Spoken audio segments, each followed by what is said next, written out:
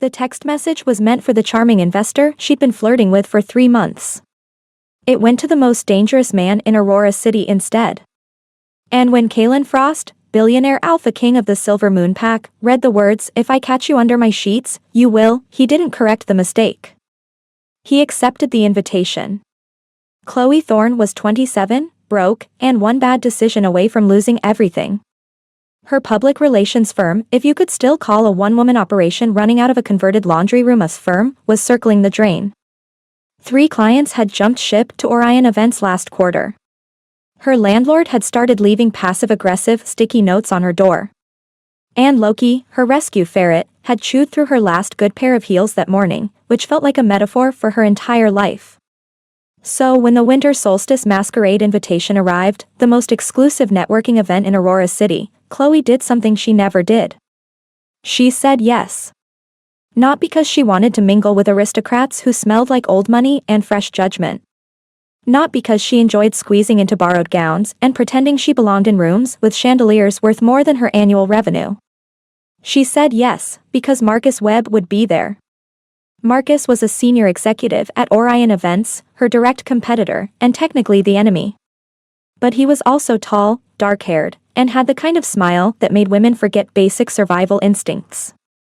More importantly, he'd spent the last 3 months actually listening to her, at industry mixers, at coffee meetings that ran 2 hours long, at a charity auction where he bid on a painting just because she mentioned liking it. He was charming. He was interested. He was safe. And Chloe, who had spent 27 years being told she was too loud, too blunt, too much of everything people didn't want, desperately wanted safe. Her best friend Darcy had other ideas. "You need to make a move tonight," Darcy said, zipping up the back of Chloe's borrowed crimson gown in her cramped bathroom. "Something bold. Something he can't ignore. I'm attending a masquerade ball for the ultra-wealthy elite of Aurora City. That's bold enough for someone whose checking account has 3 digits. 3 digits is fine. The 3rd digit is behind a decimal point, Darcy." Darcy snorted but refused to be derailed. "Send him a text. Right now, before you lose your nerve. Something flirty, something with teeth." "I don't do teeth. I do awkward small talk and accidentally insulting people's taste in wine." "Which is exactly why you need to text him. Write what you actually want to say, not what your brain censors into something boring and safe." Chloe stared at her phone. The mead-colored cocktail Darcy had mixed earlier was already doing dangerous things to her inhibitions. Marcus's contact was right there, 1 tap away. What would I even say? Darcy grinned like a fox who'd just spotted an open henhouse. "Say what you'd say if you weren't terrified of rejection." Chloe's thumbs hovered over the keyboard. Her pulse hammered. She thought about Marcus's smile, about how he'd tucked a strand of hair behind her ear last week and she'd forgotten how to form complete sentences. She typed 8 words before her rational brain could intervene. "If I catch you under my sheets, you will." She left it unfinished. The implication did all the heavy lifting, bold without being crude, suggestive without crossing into territory she couldn't retreat from. "Perfect," Darcy breathed, reading over her shoulder. "Send it." "I can't send this. This is insane." "You typed it." "That's basically the same as sending it. Those are extremely different things." Darcy grabbed the phone. "Darcy, no." Darcy hit send, then held the phone above her head like a hostage negotiator holding evidence. "Done. You're welcome. Check the delivery confirmation." Chloe snatched the phone back, heart slamming against her ribs, and looked at the screen. The message had delivered. To the wrong contact. The blood drained from Chloe's face so fast she felt dizzy. She hadn't sent it to Marcus Webb. She'd sent it to the contact directly above his in her phone, a client she'd been corresponding with for exactly 1 week about an upcoming corporate summit. A client whose assistant had emailed her the details, whose name she'd saved in her phone with the note, "Do not screw this up." Kalen Frost. CEO of Frost Industries. Billionaire. Recluse. The man every magazine described with words like ruthless, enigmatic, and do not approach without legal counsel. And, though Chloe didn't know it yet, Alpha King of the Silver Moon Pack. Darcy, Chloe whispered. That didn't go to Marcus. What do you mean it didn't go to Marcus? I saw you open his contact. You grabbed my phone and my thumb slipped. It went to Kaylin Frost. Darcy went pale. The Kaylin Frost? Ice King, never smiles, could buy this entire city block and demolish it for fun. Kaylin Frost? That would be the one, yes. Oh God. Oh God is right. Chloe stared at the delivered message, willing it to unsend itself through sheer force of panic. 3 dots appeared at the bottom of the screen. He was typing. He's typing, Chloe gasped. Darcy, he's typing back. Why is he typing back? Normal people just screenshot embarrassing texts and share them with friends for entertainment. They don't respond. The typing dots disappeared. Reappeared. Disappeared again. Then the reply came through. Then maybe I should come find out what happens. 7 words. No emoji. No. No indication that he recognized this as the mortifying accident it obviously was. Just calm, deliberate certainty, the textual equivalent of a predator deciding a chase might be fun. Chloe sat down on the edge of the bathtub because her legs had stopped working. What did he say? Darcy demanded. Chloe held up the phone wordlessly. Darcy read the reply. Then she read it again. Then she looked at Chloe with an expression that was equal parts horror and unholy delight. Chloe, she said slowly. The most powerful man in Aurora City just accepted your accidental booty call. It was not a booty call. You literally mentioned your sheets. It was implied sheets. Contextual sheets. And it wasn't meant for him. He doesn't know that. Then I'll tell him. I'll send a correction. Dear Mr. Frost, please disregard the previous message regarding my sheets, it was intended for a different man entirely, I am a professional. You absolutely will not, Darcy said firmly. That makes it worse. Way worse. You'd be admitting you sent a risque text and that he wasn't even your first choice. Chloe pressed her palms against her eyes. I am going to lose the biggest contract of my career because my best friend has the impulse control of my ferret. Speaking of which, Loki is eating your clutch bag. Chloe lunged off the bathtub. Kaylin Frost stood in his penthouse study, 63 floors above Aurora City, reading the text message for the 4th time. If I catch you under my sheets, you will. The corner of his mouth lifted, a movement so slight that Silas, his beta and head of security, wouldn't have caught it from across the room. But Silas wasn't across the room. He was standing 3 feet away, reading the same message on the monitoring screen, and his expression suggested he was already calculating how many security protocols this situation would violate. It's a wrong number, Silas said flatly. Obviously. She meant to send it to someone else. Also obvious. So you'll ignore it. Kaylin set his phone down on the mahogany desk, aligning it precisely with the edge. He was a man who controlled every element of his environment. The temperature in this room was set to exactly 68 degrees. The whiskey in his glass was a 30-year Macallan, poured to the second line etched in the crystal. His empire ran with the precision of a Swiss watch because he accepted nothing less. Chloe Thorne was chaos incarnate. He'd known her for exactly 8 days. She'd pitched his executive team on handling the logistics for the Silver Moon Corporate Summit, a cover event for what was actually a gathering of pack alphas from across the continent. Her proposal had been brilliant, if slightly unhinged. She'd shown up 15 minutes late with ferret hair on her blazer, mispronounced 2 board members' names, and then delivered a presentation so sharp and creative that his CFO had approved the contract on the spot. Kaylin had watched from the head of the conference table, saying nothing, revealing nothing.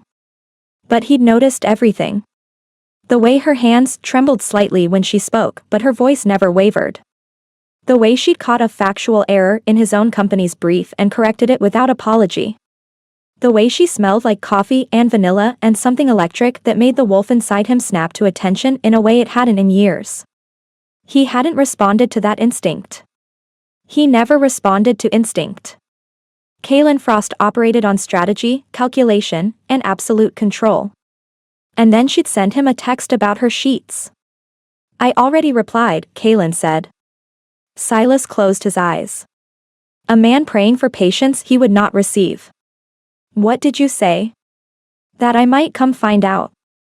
Kaylin. Silas. She is a human.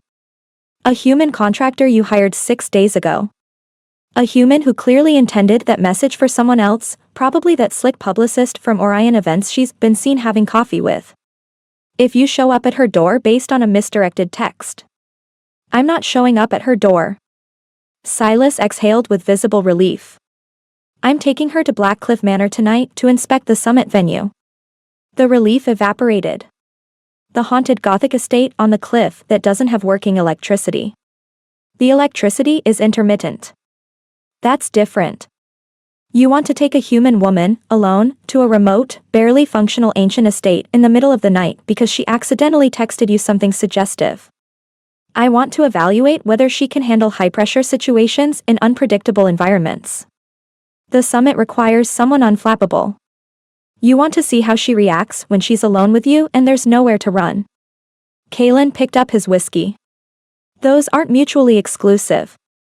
Silas sat down without being invited, a privilege only he had earned. I need you to hear me clearly. The Ashbourne Pack has been circling our territory for months. Intel suggests they're planning a challenge before the summit. If they discover the Alpha King has a human woman in his orbit, a fragile, unprotected human, she becomes the easiest target they've ever been handed. Then we ensure they don't discover it. You can't hide a fixation, Kaylin. Not from wolves. Not when your scent changes every time her name comes up. My scent doesn't change. It changed 30 seconds ago when you reread her text. Kaylin set down the whiskey glass with excessive precision.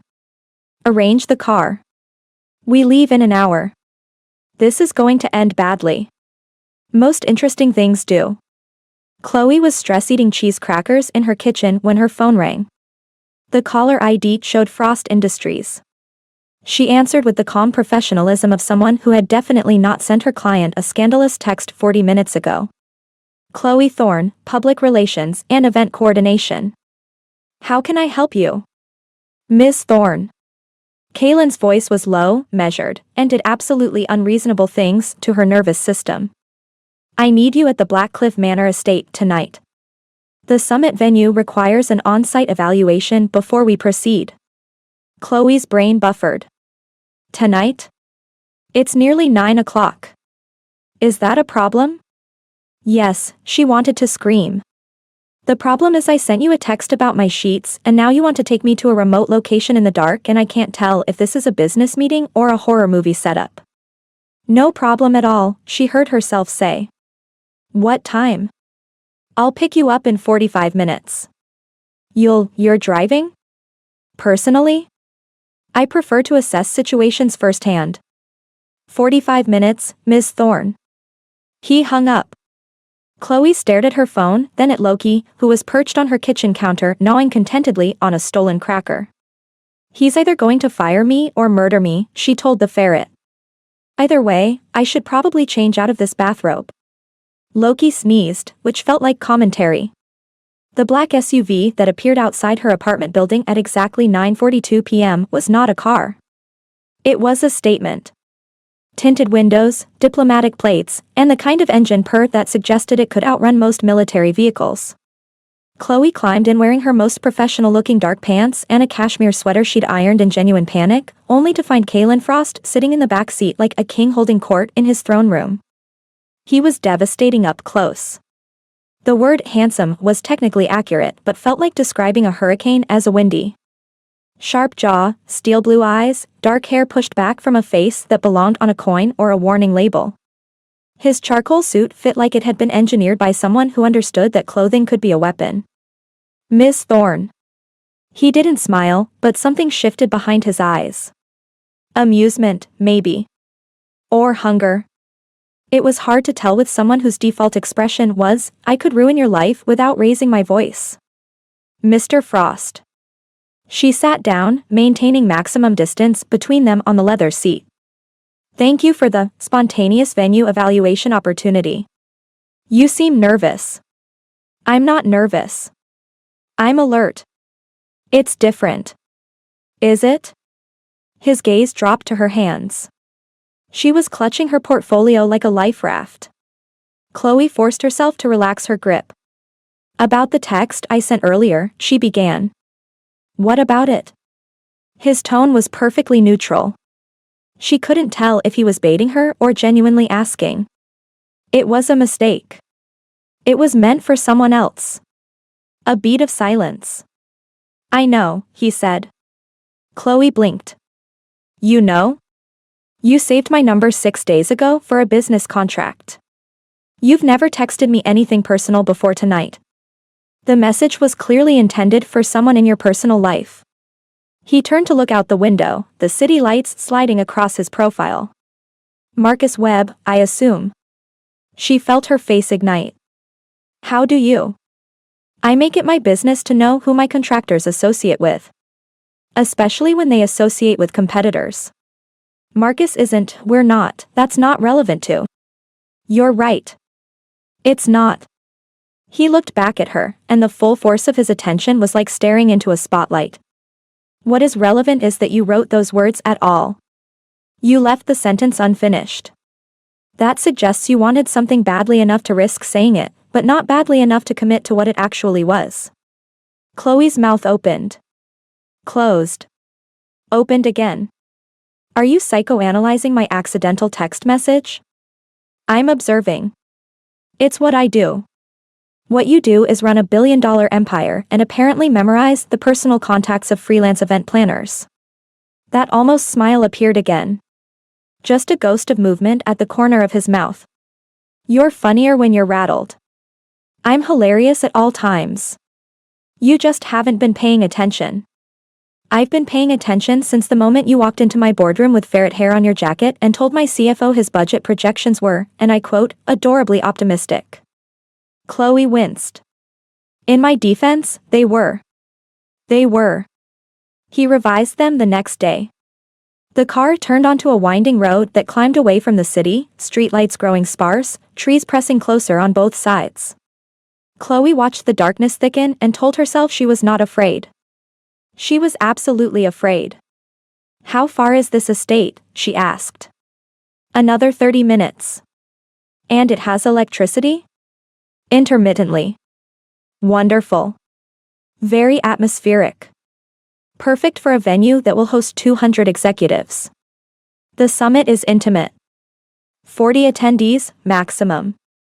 All of them accustomed to unconventional settings. Something about the way he said unconventional made her skin prickle. Not with fear exactly, but with the bone-deep awareness that Kaylin Frost was not telling her something important, and that whatever it was shaped everything about this night. Blackcliff Manor emerged from the fog like a threat. It sat on the edge of a cliff overlooking the ocean, its Gothic spires clawing at a sky bruised with storm clouds. Stone walls crawled with dead ivy. Windows stared down like empty eye sockets. The entire structure looked like it had been designed by someone who wanted visitors to feel unwelcome and was very good at their job. You want to host a corporate summit here? Chloe said, stepping out of the SUV into wind that immediately tried to rearrange her hair. I want to know if it's viable. That's why you're here. It's viable if your goal is giving your executives nightmares. Kaylin climbed out of the other side, utterly unbothered by the wind and cold that was already making Chloe's teeth chatter. He moved toward the front doors with the easy confidence of someone who had never been uncomfortable anywhere. The interior is more impressive, he said over his shoulder. If the power cooperates. The power did not cooperate. They made it through the massive front doors. Kaylin produced an iron key that looked older than democracy, and into a grand foyer where their footsteps echoed off stone floors and vaulted ceilings. Chloe fumbled for a light switch and found one that produced exactly nothing. Generators in the east wing, Kaylin said, pulling a flashlight from his coat, because of course he'd come prepared while she stood there clutching a portfolio and good intentions. I'll get it running. Stay here. Alone? In the dark? In a Gothic mansion on a cliff? You said you weren't nervous. I said I was alert. I'm now upgrading to deeply concerned. His flashlight beam swept across her face as he turned, catching the amusement in his expression before the shadows swallowed it. "I'll be 5 minutes." He disappeared into the darkness, his footsteps fading down a corridor, and Chloe stood alone in the foyer of Blackcliff Manor with nothing but her phone flashlight and a growing suspicion that she'd been lured into an elaborate trap by a man who looked like he'd been carved from moonlight and bad decisions. She used the 5 minutes productively, which meant she texted Darcy. "If I disappear tonight, it's your fault for hitting send. Tell Loki I loved him." Darcy's reply was instant. "OMG, are you at his house?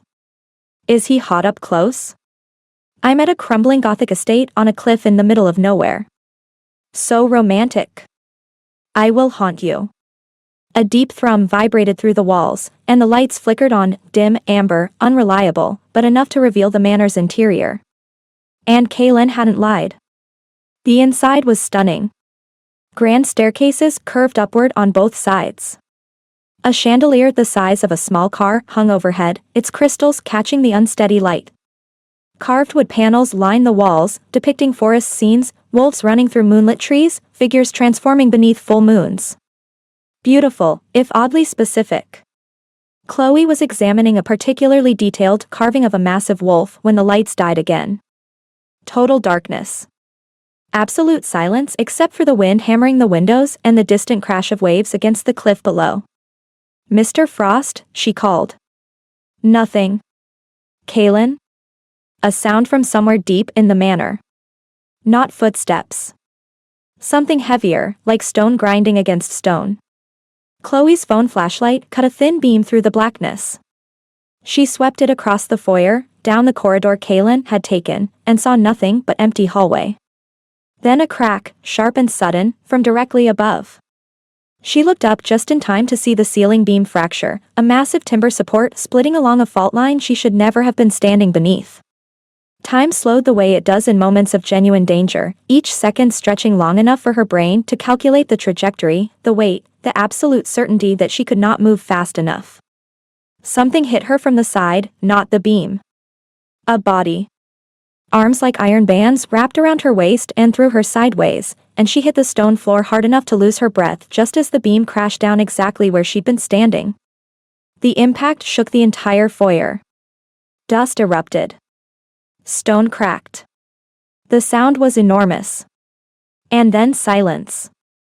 Chloe lay on the cold floor, gasping, her ribs aching where she'd landed. A weight pressed against her, warm, solid, covering her body completely. Kaylin. He'd come out of nowhere, moved faster than any person should be able to move, and shielded her with his own body. "Are you hurt?" His voice was rough, close to her ear. No. "I don't think so." "Are you?" He pulled back enough for her to see his face in the dim emergency light that had kicked on. A cut on his temple bled freely, but his expression was controlled, almost eerily calm for someone who had just intercepted a falling ceiling beam. Except his eyes. His eyes were wrong. For a fraction of a second, so brief she almost convinced herself she'd imagined it, they weren't blue. They were gold. Bright, burning, inhuman gold. And the way he was looking at her wasn't how a CEO looked at a contractor he'd saved from an accident. It was how something primal looked at something it had decided to protect at any cost. Then he blinked, and the blue was back. "What?" she started. "It's nothing." He stood, pulling her up with one hand like she weighed nothing. "Old structure. The supports have rotted. We need to move to a more stable section." "Your eyes." It was the light. Emergency generators produce an amber cast. His tone closed the subject like a door locking. "Can you walk?" She could walk. Her legs were shaking but functional. Kaylin's hand remained on her lower back as he guided her down a corridor and into what appeared to be a study, smaller, warmer, with a stone fireplace that he somehow had burning within minutes. Chloe sank into one of the leather chairs by the fire, her mind still replaying what she'd seen.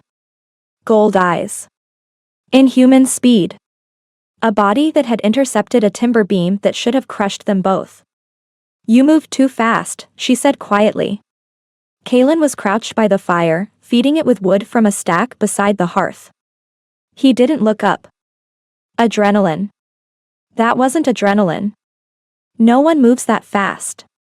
Some answers, he said, standing slowly and turning to face her, firelight carving shadows into his jaw, you aren't ready for yet. It should have frightened her. It should have sent her running for the door, calling a cab, filing this entire night under lessons learned about accepting rides from enigmatic billionaires. Instead, it made her furious. Don't do that, she snapped. Don't save my life and then act mysterious about how you did it. I'm not some damsel who's going to swoon and forget to ask obvious questions. Something flickered in his expression, surprise, maybe. Like he wasn't accustomed to people pushing back. You're right, he said after a moment. But this isn't the time. When is the time? When I'm sure it won't put you in more danger than you're already in. That landed differently. Not evasive, protective. Like the truth itself was a threat he was shielding her from. Chloe pulled her sweater tighter and decided to table the interrogation. For now. The storm outside intensified, rain lashing the windows so hard the glass rattled in its frames. The generator died a second time, and Kaylin didn't bother trying to restart it. The fire was enough. The fire was all they had. They sat across from each other in the study, the room slowly warming, and Chloe's professional instincts gradually surrendered to the simple reality that she was stranded in a gothic manor with a man who made her pulse do things it had no business doing. Since we're clearly not leaving tonight, she said, pulling her knees up in the oversized chair, we might as well address the very obvious elephant in the very haunted room. Which elephant? The text, Kaylin. The text about my sheets. That I sent to you instead of Marcus Webb. He said the name like it tasted sour. Yes. We covered this. We covered the mistake. We didn't cover why you responded. Why you didn't just ignore it or send back a professional wrong number, reply like a normal human being. I'm not a normal human being. Obviously. Normal human beings don't drag their event planners to clifftop estates at midnight. He studied her across the firelight, and Chloe fought the urge to look away. She never looked away from anyone. It was her worst quality and her best one. I responded, he said slowly, because it was the first honest thing anyone has sent me in years. It wasn't honest. It was accidental. The accident was the recipient. The honesty was in the words themselves. You wanted something. You put that wanting into language. That takes more courage than most people ever manage. Courage? I was 3 cocktails deep and my best friend has the impulse control of a ferret with ADHD. And yet you typed those words yourself. No one forced your thumbs.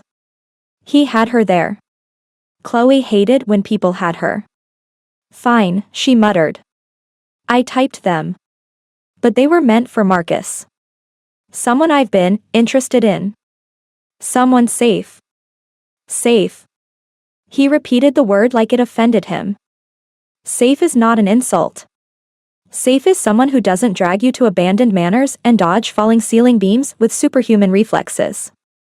Safe is someone who will never challenge you. Never make you feel anything that scares you. Never push you past the comfortable version of yourself you've constructed to survive in a world that doesn't know what to do with women like you. Chloe's breath caught. Women like me? Women who are too smart to be manageable and too honest to be convenient. The fire crackled. Rain hammered. Something howled in the distance as wind, probably. Definitely wind. You don't know me, Chloe said, but her voice had lost its edge. I know you corrected my CFO's budget in your first meeting because accuracy matters more to you than being liked. I know you rescue animals that nobody else wants. I know you eat cheese crackers when you're stressed because there was a cracker crumb on your sweater when you got in the car tonight. His gaze held hers. And I know that text message wasn't about sheets. It was about wanting someone to see you, really see you, and wanting it badly enough to risk embarrassment. Chloe swallowed hard. That's an extremely detailed observation from someone I've known for 8 days. I told you. I pay attention. The silence that followed was heavy with things neither of them said. We should play a game, Chloe announced, because silence with this man was dangerous and she needed to redirect the energy in the room before it redirected her. A game. Truth for truth. You ask me something honest, I ask you something honest. Whoever refuses to answer loses a layer.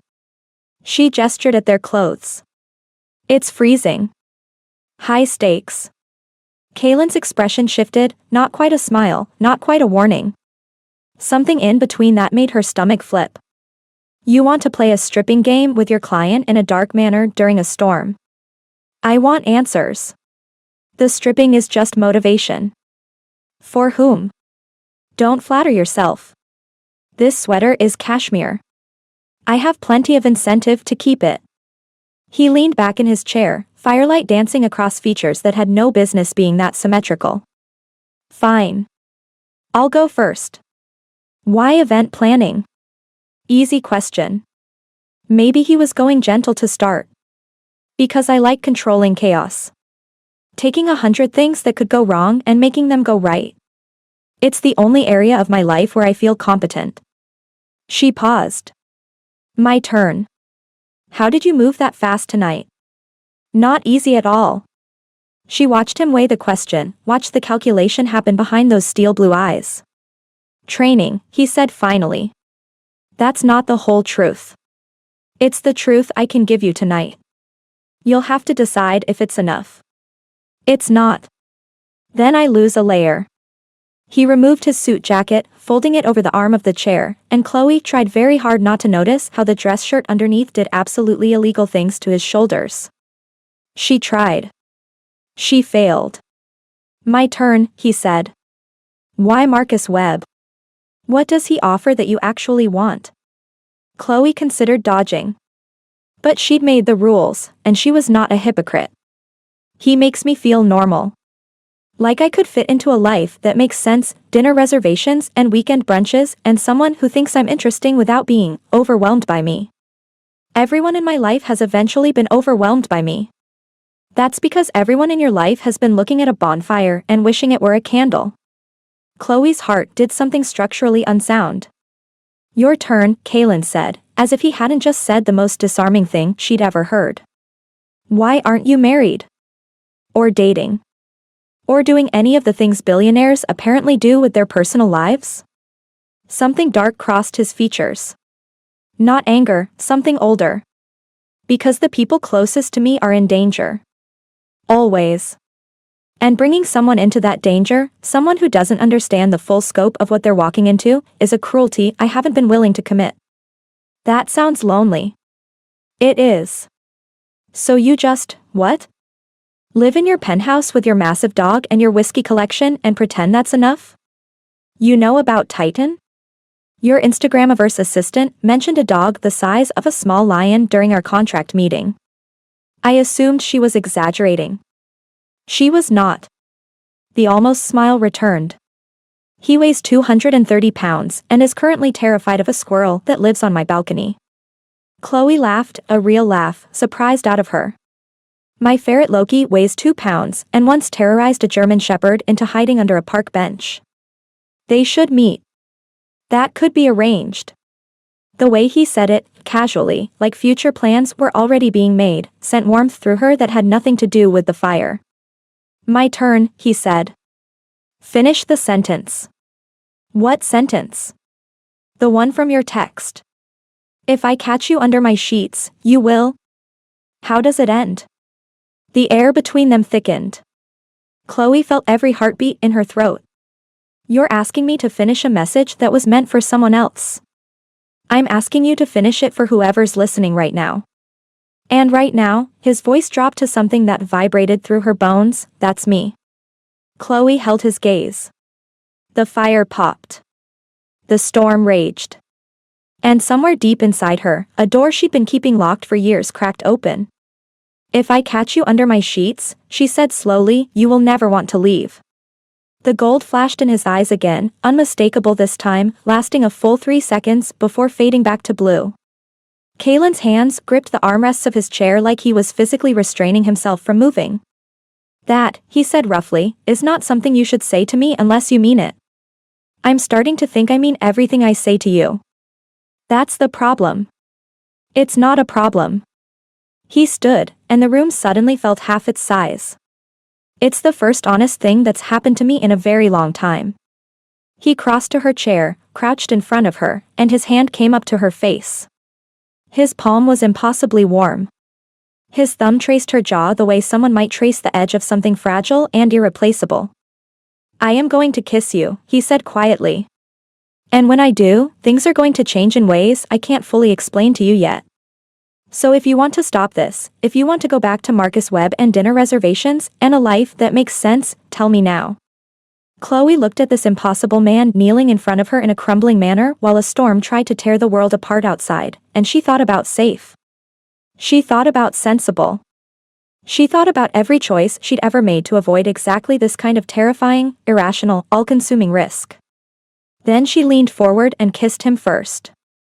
His response was immediate, one hand sliding into her hair, the other gripping the arm of her chair hard enough that the wood creaked. He kissed like he did everything else, deliberately, thoroughly, with the kind of focused intensity that left no room for doubt about what he wanted. Chloe's hands fisted in his shirt, pulling him closer, and the sound he made against her mouth, low, almost a growl, sent electricity cascading down her spine. When they finally broke apart, both breathing hard, his forehead rested against hers. Changed, he murmured. Everything just changed. For better or worse? Ask me tomorrow. That's not reassuring. It's not meant to be. It's meant to be honest. He pulled back, and the restraint it took was visible, in the tension of his jaw, in the deliberate way he placed distance between them. Like proximity to her was testing a limit he couldn't afford to cross. We should sleep, he said. Separately. Before I do something we're both not ready for. Who says I'm not ready? His eyes flashed gold again, and this time he didn't hide it. I do. Because when this happens, fully happens, you're going to know exactly what I am. And you're going to choose me anyway, with full knowledge, not because of a storm and adrenaline and firelight. What you are. He pressed his lips to her forehead, achingly gentle after the intensity of the kiss, and stood. Soon, Chloe. I promise. He left her by the fire with a blanket he'd found in a hall closet and the kind of confusion that comes from kissing someone who feels simultaneously like a stranger and like someone you've been waiting for without knowing it. Chloe did not sleep. Morning came gray and rain-washed. The storm had passed, leaving the manor dripping and the cliff edge shrouded in mist. Kaylin drove her back to Aurora City in silence that wasn't uncomfortable but was full, loaded with everything that had happened and everything that hadn't been explained. He dropped her at her apartment with 3 words, I'll call you. He called that evening. And the next. And every evening after. The conversation started professional, summit logistics, vendor contracts, seating arrangements. But they always drifted. Into philosophy, into childhood memories, into the kind of raw honesty that only happens when 2 people have already crossed a line and stopped pretending they can go back. Chloe learned that Kaylin had lost his parents at 19 and inherited an empire he never wanted. That he hadn't taken a vacation in 6 years. That Titan, his enormous Caucasian shepherd, slept on his bed and took up 70% of it. That he read poetry, actual poetry, at 3 in the morning when he couldn't sleep. Kaylin learned that Chloe's father had left when she was 12 and her mother had worked 3 jobs to keep her in school. That she'd started her PR firm with $400 and a borrowed laptop. That Loki the ferret had been scheduled for euthanasia at a shelter and she'd driven 2 hours in a snowstorm to adopt him. That she kept a list in her phone called Things I'll Do When I'm Brave Enough and had never completed a single item. What's on the list? He asked one night. Skydiving. Learning Italian. Telling my mother I don't want to get married just because she's afraid I'll end up alone. Kissing a stranger in the rain. You can cross that last one off. You're not a stranger anymore. Then we'll have to do it again, properly, without a collapsing building as the backdrop. She smiled into the phone and felt something terrifying settle in her chest. Something that felt like the beginning of permanence. The winter solstice masquerade arrived 3 weeks later, and with it, the collision Chloe had been dreading. She was coordinating the event. Kaylin had insisted on hiring her firm, which was either a romantic gesture or a strategic move to keep her close. Probably both. The venue was the Aurora Grand Ballroom, all ice sculptures and silver fabric and candlelight, designed to make everyone look like they belonged in a painting. Chloe wore a midnight blue gown that Darcy had helped her choose and a silver mask that covered just enough of her face to make her feel bold. She moved through the preparations with the precision of someone whose livelihood depended on nothing going wrong. Everything went wrong anyway, but not with the party. Marcus Webb appeared at her elbow during the cocktail hour, looking sharp in a black suit and a smile that no longer made her stomach flutter the way it once had. "Chloe. You look incredible." "Marcus. You look like someone who wants something." His smile tightened. "I want to talk. We haven't spoken since, well, since you stopped returning my calls." Because she'd been consumed by a man who made Marcus feel like background noise. She didn't say that. "I've been busy." "The summit, this event. Is it the summit? Or is it Kaylin Frost?" Chloe's composure held, but barely. "I don't know what you mean." "People are talking, Chloe. About you and the Frost Industries CEO. About late-night trips to remote properties. About a woman who was pitching him a business proposal last month and is now." "Now what?" Her voice went sharp. "Finish the sentence, Marcus." He had the grace to look uncomfortable. "I'm worried about you. Frost has a reputation. Cold, controlling, secretive. People who get close to him tend to get hurt. People who get close to anyone tend to get hurt. That's not a reason to avoid closeness. It is when the person you're getting close to is hiding something." That landed. Because Marcus was right, Kaylin was hiding something. The gold eyes. The inhuman speed. The way he'd said, "When you know what I am," like it was inevitable and devastating. "I appreciate your concern," Chloe said carefully. "But my personal life isn't your business." It was almost my business. If that text had reached the right phone. It didn't. She met his eyes. "And I'm starting to think it reached exactly who it was supposed to." Marcus studied her for a long moment, then nodded once. "I hope you know what you're doing." "I never know what I'm doing. I just do it with conviction." He left, and Chloe exhaled slowly, turning back toward the ballroom, and found Kaylin standing 6 feet behind her. He'd heard everything. That much was obvious from the controlled blankness of his expression, the kind of careful neutrality that covered something volatile. "How much of that did you catch?" she asked. "Enough. He's not wrong, you know. You are hiding something." "I know. Are you going to tell me what it is?" He offered his hand. "Dance with me first." That's not an answer. It's a beginning of one. She took his hand. The dance floor was crowded, but the crowd seemed to part around them instinctively, people stepping aside without quite knowing why, creating a pocket of space that felt private despite being in the center of the room. Kaylin held her close, one hand on her waist, the other wrapped around her fingers. He danced the way he moved through the world, with absolute certainty, as if the music were following him rather than the reverse. "People are staring," Chloe murmured. "Let them. Easy for you to say. You're the mysterious billionaire. I'm the broke event planner who just became the most interesting gossip topic in Aurora City. You were already interesting. Now they're just paying attention." He turned her, pulling her back against him in a movement that made her breath catch. "I need to tell you something," he said, his mouth near her ear. "And I need you to hear it without running. I don't run. I powerwalk with purpose in the opposite direction." "Chloe." The seriousness in his voice stopped her deflection cold. "I'm listening," she said. "Not here. After the event. Will you come with me?" "Where?" "My penthouse. Silas will be there. I'm not asking for." "Kaylin Frost, are you nervous?" He pulled back enough to look at her, and for the first time since she'd met him, his expression was completely unguarded. Uncertain. Almost vulnerable.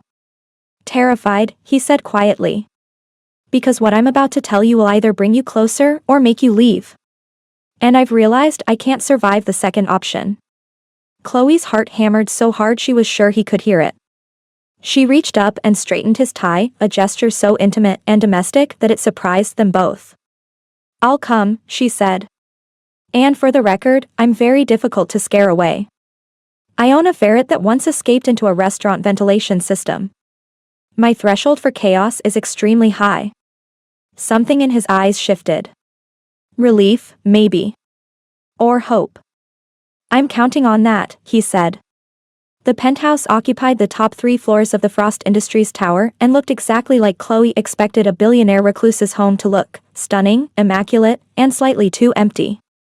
Like a museum after hours.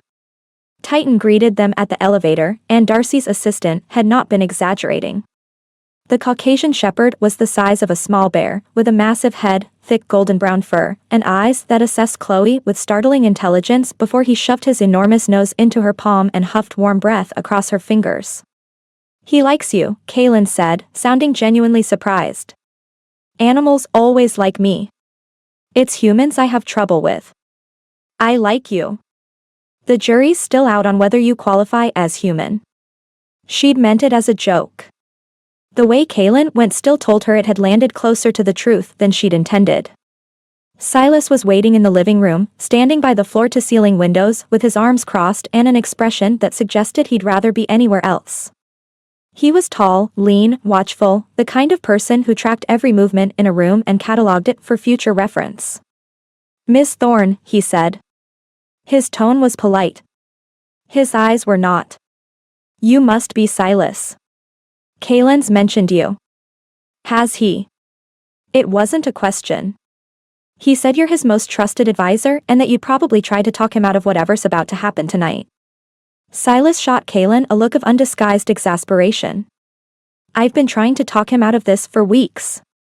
He has selective hearing." "I hear everything," Kaylin said, sitting down on the leather sofa and gesturing for Chloe to join him. "I simply choose which input to act on." Silas remained standing. His posture communicated clearly that he disagreed with everything about this situation and wanted it documented. Kaylin turned to Chloe. His expression was the one she'd seen at Blackcliff Manor, open, raw, as if the armor he wore for the rest of the world had been deliberately set aside. "What I'm about to tell you isn't a metaphor," he said. "It's not a joke, and it's not something I can unsay once it's out. So I need you to promise me you'll stay in that seat until I've finished." "You're scaring me." "Good. You should be a little scared. But I need you more than I need you comfortable." He took a breath. "I am the Alpha King of the Silver Moon Pack. I am a werewolf. The summit you're planning is not a corporate retreat, it's a gathering of pack alphas from across the continent, and the reason I brought you to Blackcliff Manor was because I needed to know if you could handle the impossible before I told you something impossible." Silence. Chloe stared at him. Looked at Silas, whose expression confirmed everything. Looked back at Kaylin.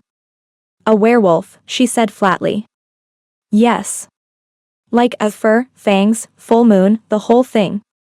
The full moon part is largely exaggerated. But yes. And everyone at this summit. Wolves. All of them. And Silas? My beta. Second in command." Chloe sat very still. Her brain, which had survived poverty and a failed business and a ferret who regularly committed acts of domestic terrorism, clicked through this information with remarkable calm. "The gold eyes," she said. "My wolf. The speed at the manor. Also my wolf. And Titan isn't just a big dog, is he? He's a very big dog. But he's also a pack guardian, bred from lines that have protected wolf families for centuries." Chloe nodded slowly. Then she stood up, walked to the window, and stared out at Aurora City glittering 63 floors below. "Chloe," Kaylin started. "I'm not leaving. I promised I'd stay in the seat, but the seat was making me feel trapped and I process things better when I'm vertical." She pressed her palms against the cool glass. "Give me a minute." He gave her 3. When she turned around, her eyes were bright but her voice was steady. "Okay. So you're a werewolf king. And I'm a human event planner who accidentally sexed you. Is that the full picture, or is there more? There's more. There's always more. But that's the essential framework. Is this why Silas looks like he wants to throw me off the balcony? Silas's jaw tightened. I don't want to throw you off the balcony, Miss Thorne. I want you to understand that your presence in the Alpha King's life puts both of you at risk. The Ashbourne pack has been threatening war. A human mate. Mate? Chloe's eyebrows shot up. She looked at Kaylin. Mate? Kaylin glared at Silas. I was building to that. You were building to it too slowly. What does a mate mean in this context? Chloe demanded. Because in the human world, it's either a chess term or an Australian greeting, and neither seems applicable. Kaylin stood and crossed to her. In my world, a mate is a person whose soul is tethered to yours. Not chosen. Recognized. The wolf knows before the man does. He stopped in front of her, close enough to touch but not touching. My wolf recognized you the moment you walked into my boardroom. I've been fighting it ever since because Silas is right, being connected to me is dangerous. The Ashbourne pack would use you as leverage. Other packs would see you as a weakness to exploit. Your entire life would change in ways that aren't fair to ask of anyone. But you're asking anyway. I'm not asking. I'm telling you the truth and letting you decide. Chloe looked at him, really looked. Past the suit and the billions and the title. Past the controlled exterior to the man underneath, who was watching her with an expression that contained multitudes of fear. You're terrified I'll leave, she realized. More than I've been terrified of anything. More than the rival wolf pack planning a war? Significantly more. That's either the most romantic thing anyone's ever said to me, or a concerning indicator of misplaced priorities. It can be both. She almost smiled. Almost. I need time. Something in his face fractured, just barely, just briefly. Of course. Not time away. Time to process. I just found out that werewolves exist, that my client / whatever you are is king of them, and that the universe apparently decided my soulmate should be someone who can literally turn into a giant predator. She took a shaky breath. That's a lot for a Tuesday. It's Wednesday. It's even worse on a Wednesday. The ghost of a smile crossed his face. Take whatever time you need. I'm not going anywhere. Except potentially into a war with the Ashbourne pack. That's being handled. By whom? By me. The alpha was back, the steel, the authority, the absolute certainty. No one threatens what's mine. I haven't agreed to be yours yet. You kissed me first at Black Cliff. My wolf considers that a binding verbal contract. That is not how contracts work. Take it up with the wolf. Chloe stared at him, this ridiculous, impossible, infuriating man who had turned her life inside out because her best friend had grabbed her phone at the wrong moment. I'm going home, she said. I'm going to feed my ferret, drink an entire bottle of wine, and have a conversation with myself about whether I've completely lost my mind. And then? And then I'll call you. Because apparently the most dangerous thing a desperate woman can do is put her desire in writing, and the second most dangerous thing is fall in love with the wrong recipient. She walked toward the elevator, then stopped. Turned back. For the record, she said, the text wasn't a mistake. Kaylin went very still. You said it was meant for Marcus. The recipient was a mistake. The words were mine. Every single one. She held his gaze. And I meant them. I just didn't know who I was writing them for until now. The elevator doors opened behind her. Chloe stepped inside, hit the lobby button, and watched Kaylin Frost, Alpha King, billionaire, werewolf, and the man who'd caught a falling ceiling beam to save her life, stand perfectly still in his penthouse as the doors closed between them. She leaned against the elevator wall and exhaled. Then she pulled out her phone and opened her list, things I'll do when I'm brave enough. She deleted every item and typed a single new one. Say yes. She said yes, 3 days later. Not because the fear had passed, it hadn't. Not because she understood everything about his world, she didn't. But because Chloe Thorne had spent 27 years playing it safe, choosing sensible, building a life designed to minimize damage rather than maximize joy. And then she'd send a text to the wrong man, and the wrong man had turned out to be exactly right. She called him at midnight because, apparently, that was their time, the hour when walls came down and honesty didn't need permission. "I have conditions," she said when he answered. "Name them." "Loki comes with me." "Non-negotiable." If Titan has a problem with a 2-pound ferret, that's Titan's personal growth opportunity. "Agreed." "I keep my business. I'm not becoming a kept woman just because I'm a," she swallowed. "Your mate." "Whatever that means practically." "It means you're my equal. Your business stays. I'll even hire you for pack events, at full market rate. And you tell me everything. No more, some answers you're not ready for. I decide what I'm ready for." A pause. Then, softly, "Agreed. And one more thing." "Anything." "Finish your sentence." From the reply to my text. "Then maybe I should come find out what happens." "What happens, Kaylin? What actually happens if you end up under my sheets?" His voice dropped to something low and warm and full of promise. "I stay. That's what happens. I stay, and I don't let go, and I spend the rest of my life making sure you never regret sending that message to the wrong number." Chloe closed her eyes. Loki crawled into her lap, warm and ridiculous and smelling like the shoe he'd been chewing. "Then come over," she whispered.